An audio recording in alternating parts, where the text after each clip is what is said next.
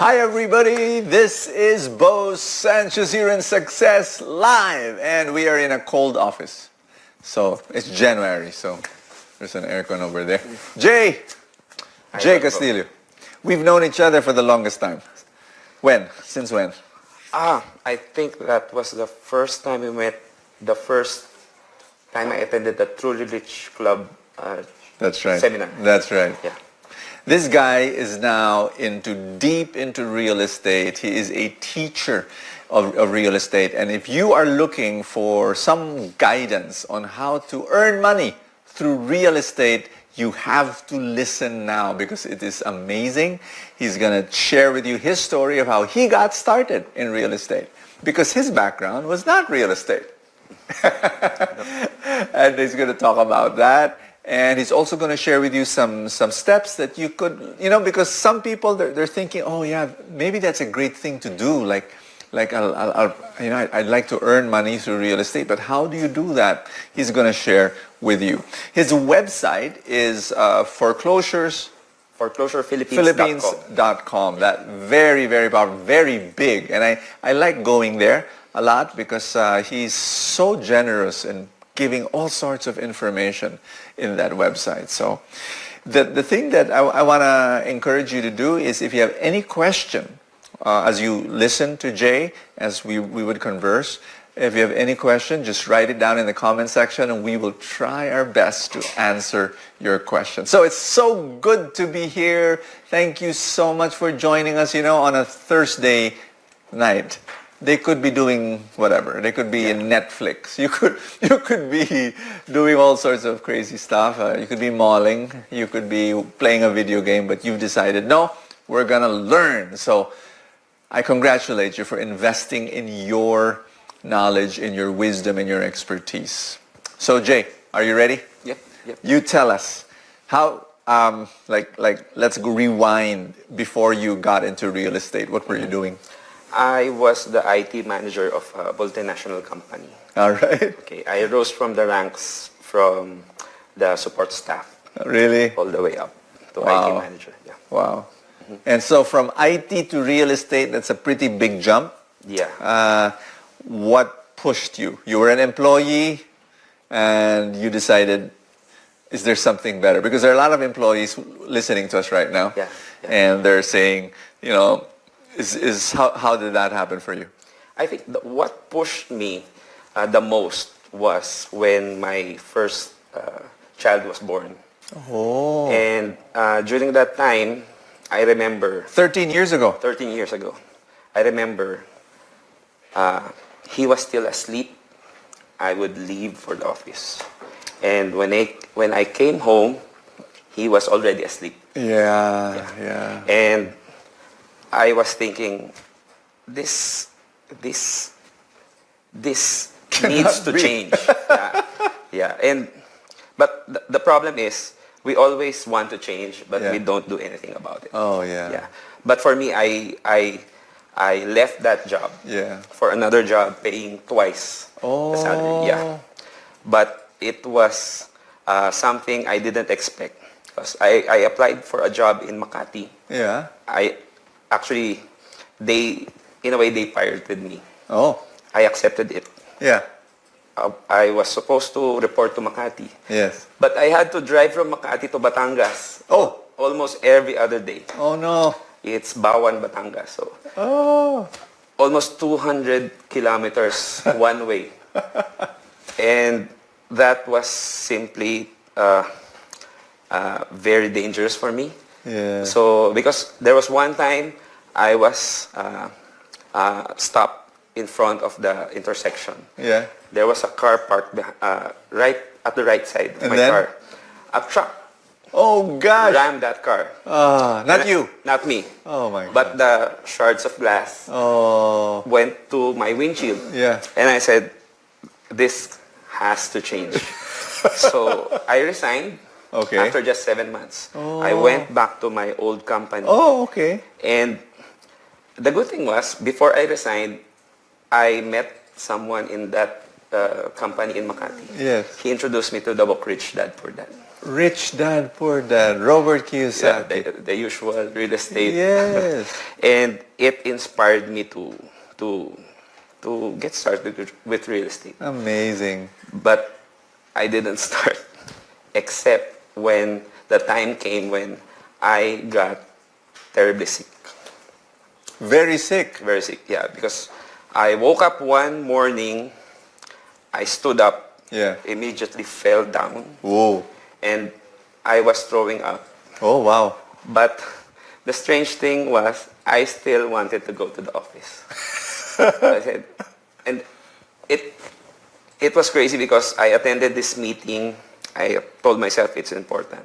And then after the meeting, it was already around 1 p.m. Yeah. That's the only time I had my blood pressure checked. Oh. It was 140/90, and I felt like I want to vomit again. Wow. So I was pretty young, but I already had hypertension. That was the first time I was diagnosed. Oh. Okay, question. Was it because of stress? Yes, I believe it's stress because when I went out of the office, I went to my car in the parking lot. I had my blood pressure monitor. Yeah. It became normal. So I said, I think the office is causing my high blood. Yeah, So, yeah. Wow. And Wow. perfect timing. I also read the book by Sir Larry, Larry Gamboa. Think Rich Pinoy. Think Rich Pinoy, that's And, right. and that opened my eyes as to how I can apply what Robert Kiyosaki was Doing doing in the here U.S. Philippines. Yes. That's a common story I hear from a lot of people, my friends who are in real estate now. It was 2 books that changed their life, that moved them. One was Robert Kiyosaki's Rich Dad, Poor Dad, which was, based in the U.S. and, it's like, that's the question. It's like, Yeah. oh, this is nice, but will it apply in the Philippines? And then Larry Gamboa comes with his book, Think Rich Pinoy, applying the principles in the Philippine setting, and then, of course, that blows your mind and says, oh, it can be done. So that was your reaction? Yeah. But there's a third book, Oh, okay. Simplify. Guess who's the author? Yeah. Actually, that was the second time I picked up your book because the first time was way before when I was about to get married. Oh. I used that book so I can save money for our wedding. And then I was successful, but I totally forgot about it. Okay. But when I was interested in real estate, Yeah. that's how I raised capital. That's how you raise capital, by simplifying your life, setting aside a certain amount every month. Yes. Yeah. It's supposed to be 10%, right? Yeah. But for me, there was 1 year, I tracked the whole year, more than 23%. Woo! Yeah. Wow. Yeah. That's amazing. And that started it all because when the right property came, Yeah. I was able to pull the trigger and I bought it. Wow. That's crazy. That's amazing. And guys, if you're listening, please, this is really a nugget of truth that people don't understand, how important it is to save and to be able to set it aside so that when the opportunity comes, there's this, you have some bullet, some bullets to be able to pull the trigger, at least for the down payment or, the starting capital. Wow. So let me backtrack. This is good. This is very good. Guys, I know many of you are employees, many of you are working, and you're asking the question, is there another way of earning money? This is Jay. He was an employee, and there was a lot of stress in his job, but it's okay. I mean, job stress is normal. But then he got sick because of the stress. And when you get sick because of the stress, that's when you begin to realize, wait a minute, I like what you said. So many people want to change, but they don't do anything about it. But you did. Yeah. You did. Yeah. I was forced to do it. You were forced to do it. Yeah. A lot of our decisions are like that, we're forced to do it if we don't do anything about it. Yeah, that's crazy. And the thing about it is, I guess being someone in IT helped a lot. Because in IT, we are always expected to fix bugs, encounter problems, fix errors. That's right. And when it comes to real life, most people are afraid to make mistakes. Yeah. But for me, it's something that happens hundreds of times each day. Oh, wow. Which is why I said, oh, if I make a mistake, it's okay. I just need to have a backup. Yeah. I just need to have other options. And that's Wow. what I did with Wow. real estate. Amazing. We'd like to greet all those watching us in Facebook. We also want to greet people watching us through Webinar Jam. And, those of you who want to join us in that platform, do go to trulyrichclub.com/successlive. That's where you sign up. Ernani Da Silva from Australia. Hi. Hi, God bless you. You know what? So you pulled the trigger, you submitted your resignation paper, letter? Not immediately. Not immediately. So you were already doing some real estate on the side. Yeah. Very good, very good. But most people don't understand that you have to do this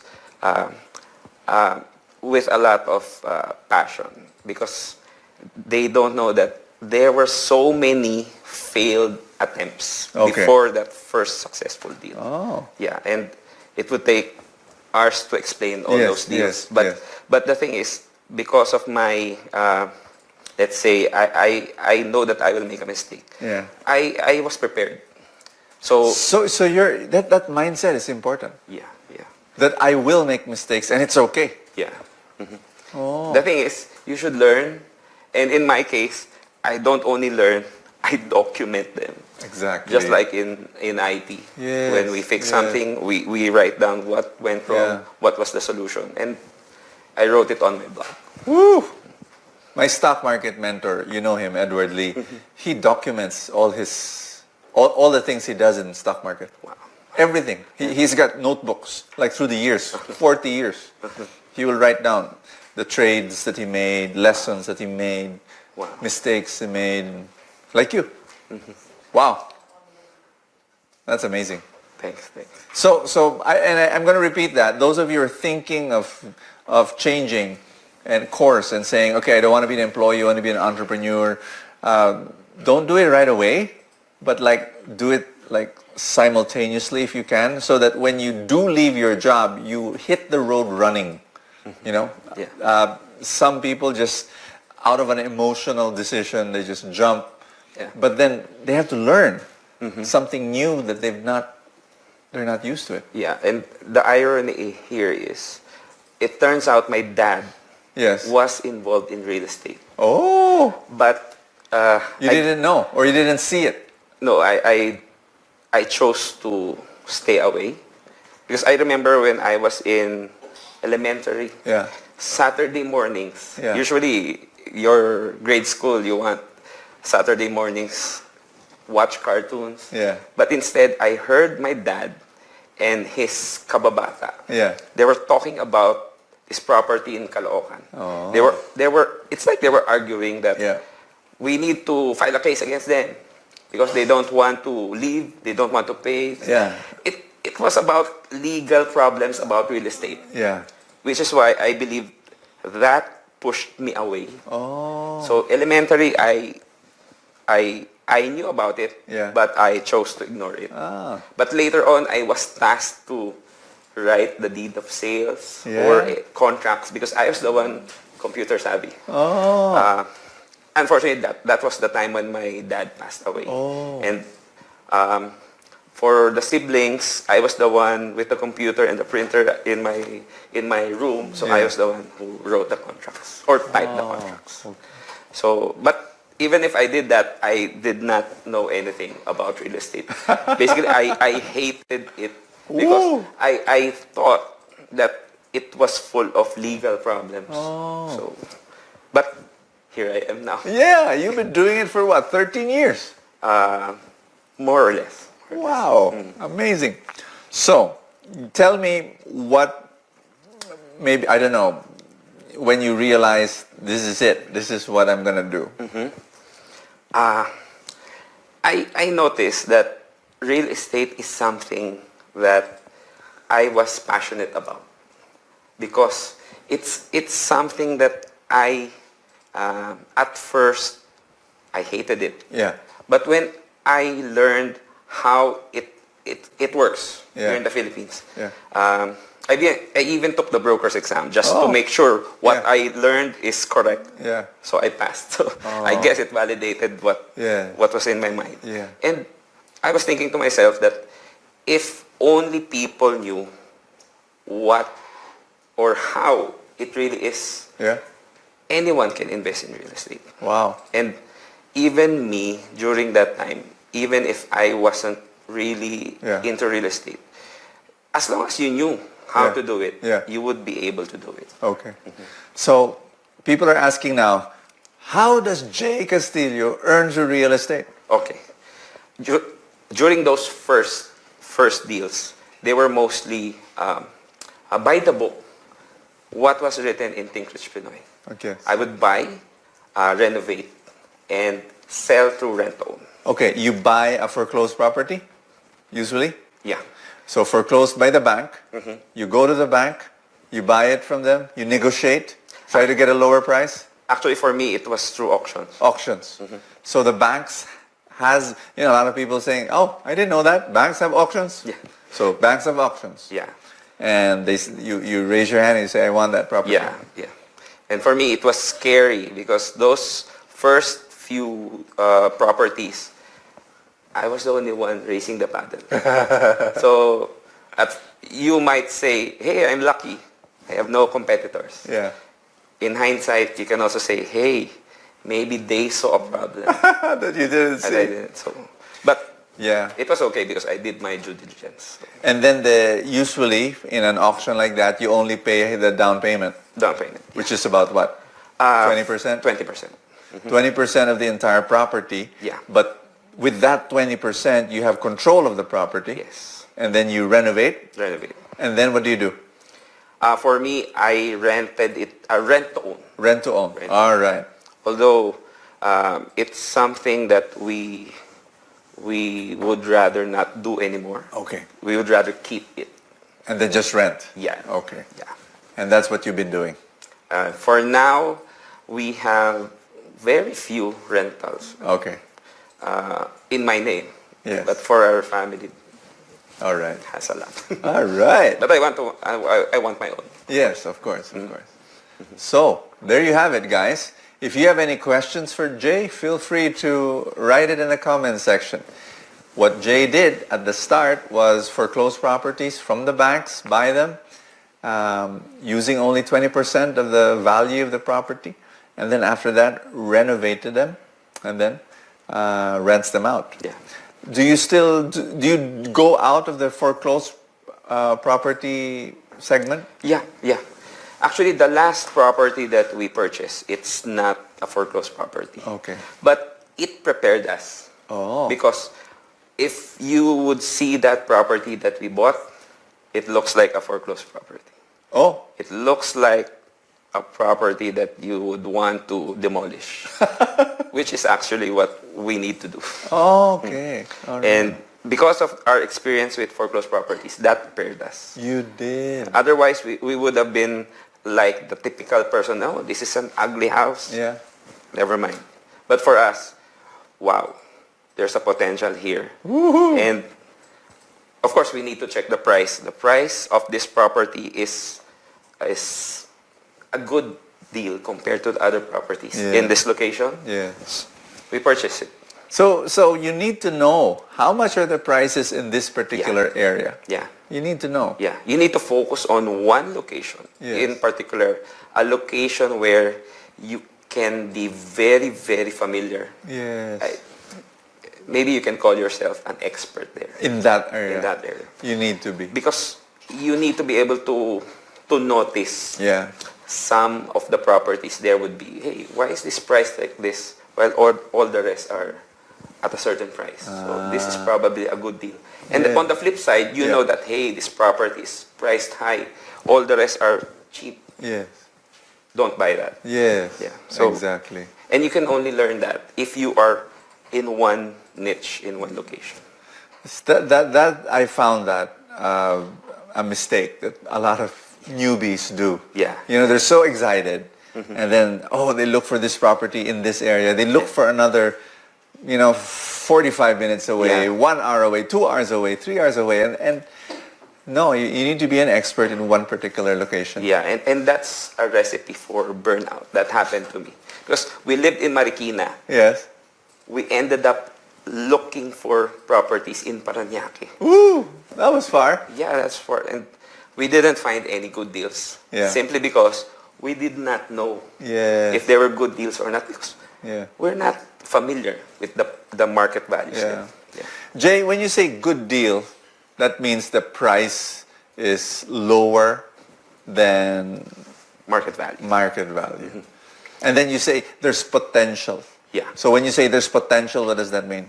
It means there's a certain spread. Meaning, let's say the market values for this particular location is, for example, 1 million. Yeah. You found a property that is similar to that 1 million worth property, but the price is 700,000, 600,000. Yes. Then there's a big gap. Yes. And that gap is big enough for you to profit, even after taxes, after any expenses, after repairs. Wow. So you need to analyze. Yeah. And you can only do that if you know the market values in that location. Well, when I talk about real estate, the first reaction people give me is this: ay, pang mayayaman lang yan, Brother Bo. Yung negosyong yun, bibili ka ng bahay. I mean, wala naman tayong ganyan. What do you say to that? Because that's Mary Jane's question. She wrote, hello, Brother Bo. Hello, Brother Jay. Just want to ask how much was your capital when you got started in real estate business? Okay. Good question. Good question. Because normally you would expect someone to say, you need 1 million, you need 500,000. But for me, my answer is, you need to find out what you can afford and then focus on properties within that price range. Okay. So for me, for example, I was targeting properties that I can sell for around 2 million. Okay. But I was aiming for properties that were priced 1 million. Okay. So that the spread would be big enough. Wow. But because of that 1 million price range, as you mentioned earlier, 20% discount. So I only needed 20% of 1 million, 200,000. Yeah. Then add the taxes. Yeah. Add the cost. If I'm going to get a broker, 5%. Yeah. Add the cost for the repairs. Yeah. And that's your capital. Wow. So you don't need, you're going to sell a 2 million property, but you're going to buy it for $1 million. That's your formula. And then pay only the 20% down payment. So you only need 200,000 plus, of course, the expenses. Yeah. Yeah. Wow. Yeah. So that kind of thinking, I hope opens your mind na hindi lang to pang mayayaman na may mga milyon. Yeah. But just being able to set aside, as Jay, I think, wonderfully shared, saving every month, setting it aside, and then at a certain point you'll have some money for a starting capital. Yeah, and to highlight that point that you don't need a lot. Of course, you need some capital. Yeah. But in my first year, when I actually started winning my bids, I was aiming for 4 properties. Yeah. I ended up buying 3. Woo! Considering I was living paycheck to paycheck the year before. Yeah. So I only saved around 400,000 for that price range. Yeah. And one property would get sold. Yeah.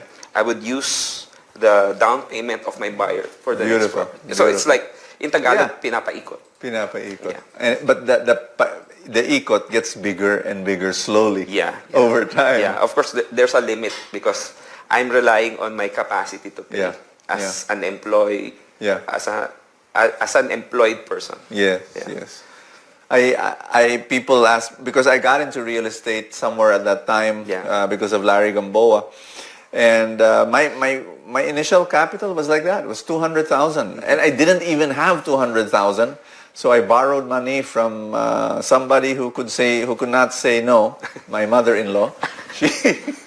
I borrowed from her 200,000, and she's lent it to me. You know, she told me to take care of her daughter. So I said, okay. And that's what I did. I paid the 20%, 200,000.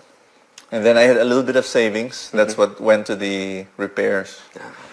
So yeah, it's crazy. You know, later on, we were able to buy about 9 condominiums. Wow. So it's like, you know, you start small, and then little by little, it got bigger and bigger. Yeah. And bigger. Chet Francisco asks, hi Jay, what are the advantages of investing in foreclosed properties?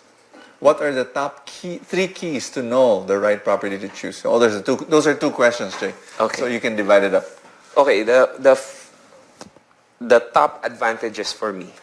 If it's foreclosed, you still have to do your due diligence, but it's less. Less. Why? First, the banks have already done their due diligence because it has already been accepted as collateral. Okay. Second, if you're dealing with banks, you're not afraid that your seller is a fake seller. Because it's the bank. It's the bank. And that simplifies your due diligence. Yeah. Because I know how it feels dealing with individuals. I'm not saying individuals are scammers, but it's prudent for you to check the background of the seller if it's an individual. But if you are certain it's from a bank, you already know. Right. And another advantage, it's already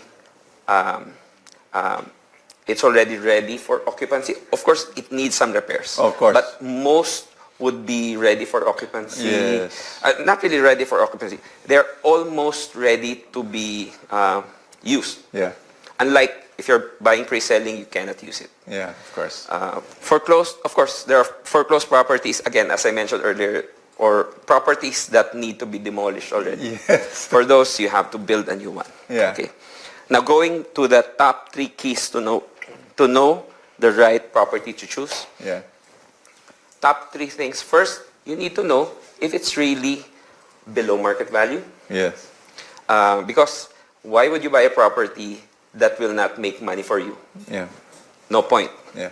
Second is you need to know that location in itself is a location worthy of you to invest in.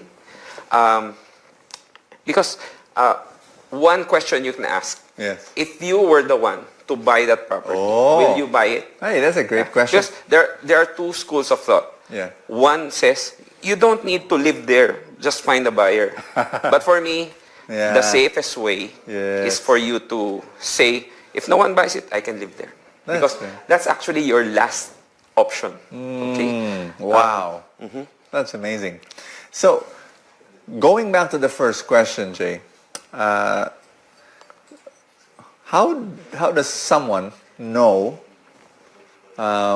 where to get foreclosed properties? I mean, let's say I want to buy one. I don't know where to go. What do I do? Okay. First, you need to determine your target location. Okay? Because you go there, go around the subdivision, go around that village or that city. Not city, it's too big. It should be a subdivision. And then, if you find out that there are certain properties that are for sale, then that's the time you find out if it looks like a foreclosed property.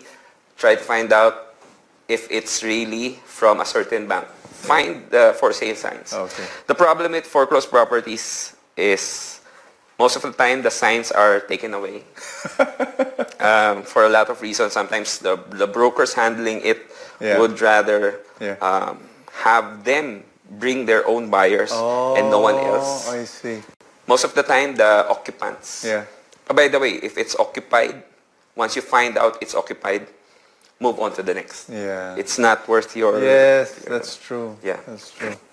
Okay. Christopher Dan asks, how will you know the market value of one property, Sir Jay? Okay. The easiest way would be to find similar properties. in that location. Oh. That have been that are for sale. Yes. But ideally, if you find a property that has recently been sold, yeah. let's say you saw it for sale, and then later on you come back, it's sold. So you should have taken note of how much was it for sale for, which was exactly what happened for my first property. Because for my first property on the same street, there was another property for sale, not foreclosed. I knew the price. But on the next Saturday, I visited that street. It was sold. So I know I can sell this for 1.9. Wow. So, that's amazing. So that's one way. Yes. And if you're, because I had an advantage because I had friends who were brokers. Yeah. But if you don't know any broker, get an appraiser. Get an appraiser. One tip, if you don't know any appraiser, target one property. Yes. Apply for a loan. Okay. For that property. Yeah. And the bank will appraise it for you. That's right. That's right. And you're actually getting the bank to help you with your due diligence. Yes. Because if there's a problem with a property, the bank will tell you. The bank will tell you.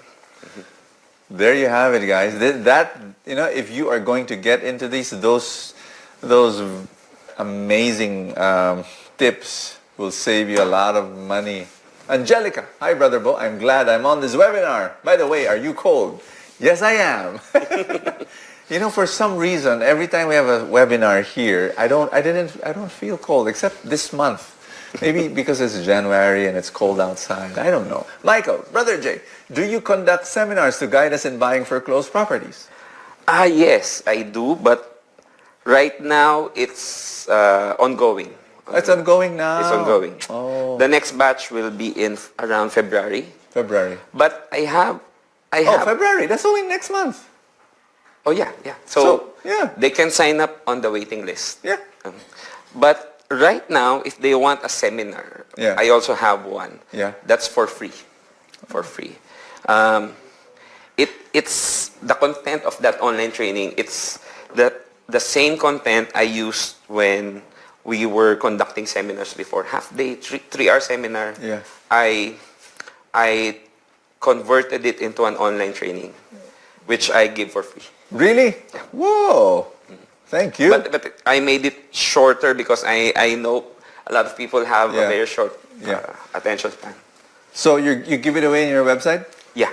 So just go to his website, foreclosurephilippines.com. Yeah. And that's amazing. That's amazing. Thank you. So, but of course, if they want to know more, then they have to attend your online seminar. Yeah, the full course. Yeah. I have to schedule it because I know that those attending have more. They need more. They need more guidance. Yeah. That's why we do it in batches. Yeah. And the next one will be in February. Yeah. This is a question from Aida, and it's a very interesting question. Sir Jay, have you thought of forming an investment group where people can pool their money and be like stockholders while you make the investment decisions? Yeah, this is a great idea. The only challenge here is in the Philippines, we cannot do this. It's a gray area because there's no specific law that we can use as a basis. That's right. And it can surprise us down the road. Yes. Although a lot of people are trying to do it in their own capacity. I have heard, Yeah. But to be on the safe side, because the reason why I'm waiting for them to come up with a law is a law will provide protection. That's true. Not just for the investors, but also for the one providing the investment. Yes. So it works both ways. Yes. And I think it's better to wait. Yeah. This is like you're crowdfunding something. That's right. Yeah. And there's no definite way to do crowdfunding yet here, especially in real estate. That's right. Yeah. So for me, I'd rather wait. Yeah, let's wait, Ida. But what we did before, Jay, was not, I don't know, but it's more like partnerships. Yeah, partnerships. So is that allowed? Like somebody says, "Hey Jay, I've got this amount of money. You know, I've got $1 million, $2 million, $5 million. Jay, can we be partners for one property? Yeah. Hati tayo." Yung ganun. Anyone can do that. Anyone can do that. Yeah, but the challenge there is you need to find good partners. Yes. Because how many times have we heard people, especially me, it's a good thing. This year, I have very few emails asking me for help because they were scammed. Yes. But before, there was a lot.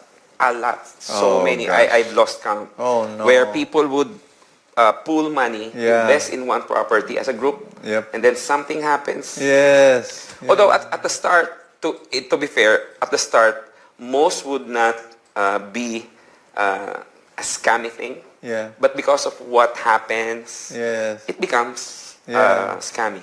Yeah. So horrible. Yeah.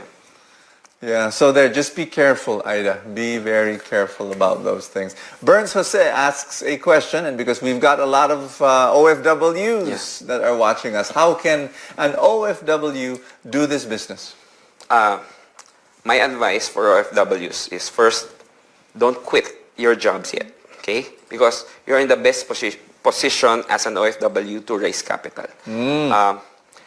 But you cannot outsource this, or you cannot do this while you are abroad. That's true. Okay. There are certain aspects you can let other people do. The legwork, the first inspection. Yeah. But if before you pull the trigger, let's say you're abroad, you have to come home at least once. My suggestion. Come home at least once. Inspect the property. That's right. And you decide. Yes. Because you're the one who's going to pay for this property. Galing. You cannot rely on other people, and then if something goes wrong, you're blaming. So try to avoid that. Beautiful. Beautiful advice. I do know of a few OFWs who did just that. They really went home, took a vacation, long one. One is a seafarer. So, buti yan, may gaps eh. No, may 3 months, 4 months siyang wala sa barko. Goes, inspects properties, see to it na may konting repair, and then rents them out. He's doing very well. Yeah. Pwede yung spouse nyo.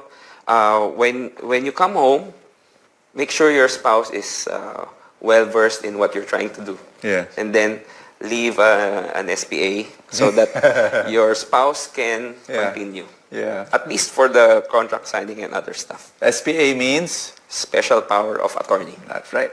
All right. Aponi Mariagfe asks, how do you know when there is a bank auction? Okay. Right now, the best way would be to be part of the bank's mailing list.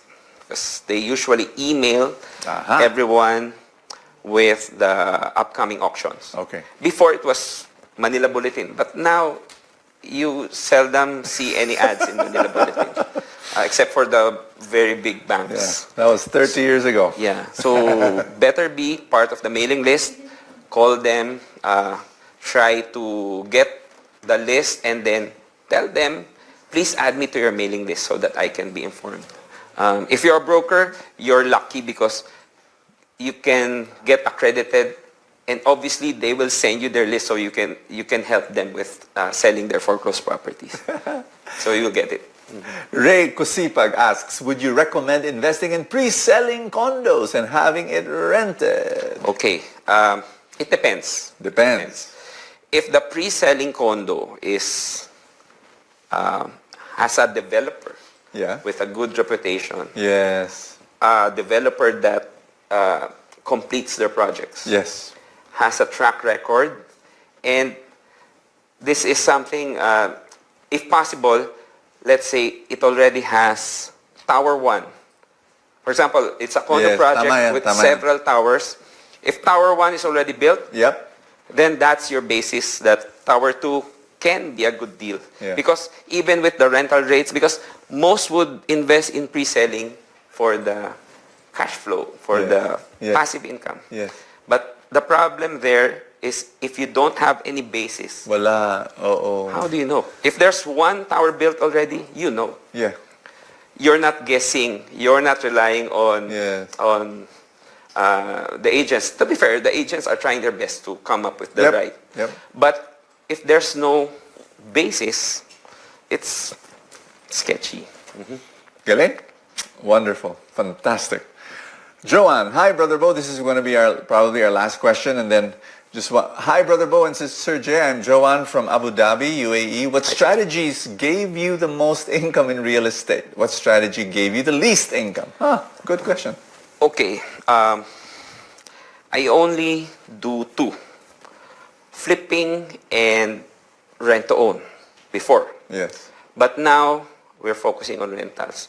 To be honest, at first I always thought that flipping was the one that gave the biggest, because Flipping means you buy, renovate, you sell. yeah. The profit margins are huge. Yes. You get everything Yeah. in one go. Yeah.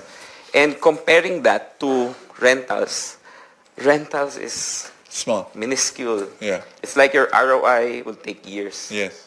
But one property that we closed, this is my mom's property. Yes.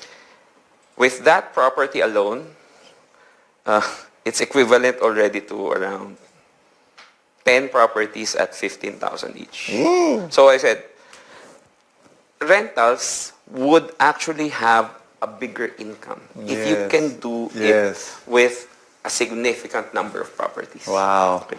Because if you think long term, if you're only flipping, Yeah. it's like you're stuck in the rat race. Yes. Yes. But if you are building your portfolio for rental income, it would come to a point that you can stop.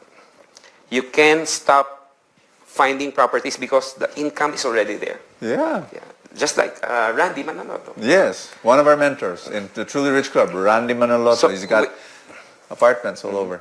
So for me, while flipping can give you the most income upfront, Yeah. I guess I'm getting old because right now I would rather want the rental income. Not just for me, but also for my wife Yes. and for my kids. Yes, yes, exactly. Yeah. You know, when we started in the real estate, you know, we would have these properties. We brought it up all the way to 20 properties, and then, but very cheap. I mean, very small. You know, profits. You have to pay the bank monthly amortization from the rent. So if you get, you know, 5,000 pesos times 20, That's significant. That's 100,000. But it's a regular thing. That's what Yeah. you're saying. Yeah. It just flows every month. Of course, if there's no vacancy, you know, if the rent is there. You need to include that. The vacancy, Yeah. the maintenance reserves, you Yeah. have to include that. You cannot just say it's 100%. Yeah, of course. Yeah. So we're going to talk more with Jay in our show Success Code, exclusive for Truly Rich Club members. And Truly Rich Club members, that will be available 8 o'clock in the morning tomorrow and will be available for the next 4 days. So catch Jay and I. We're going to go deeper into this, how he does it. It's, you know, as you can see, it's such a thrilling thing. Like you see how this tip and that tip really provides so much knowledge and will prepare you to do it. So those of you who are not yet members of the Truly Rich Club, come and join us and go to www.trulyrichclub.com, sign up to become a member so that you can watch all these Success Code shows that we provide for our members. Thank you so much for joining us. I'm going to say a prayer for you, for all of us, to close our show. In the name of the Father, and of the Son, and of the Holy Spirit. Father, you're so good in just making us learn. We pray, Father, for more blessings for every person who's watching our show. Thank you, Father, for guiding them and prospering the work of their hands. In Jesus' name we pray. In the name of the Father, Son, and of the Holy Spirit. Amen. I will see you next week for Success Live. And for Truly Rich Club members, I will see you tomorrow as Jay and I talk more about real estate. God bless you.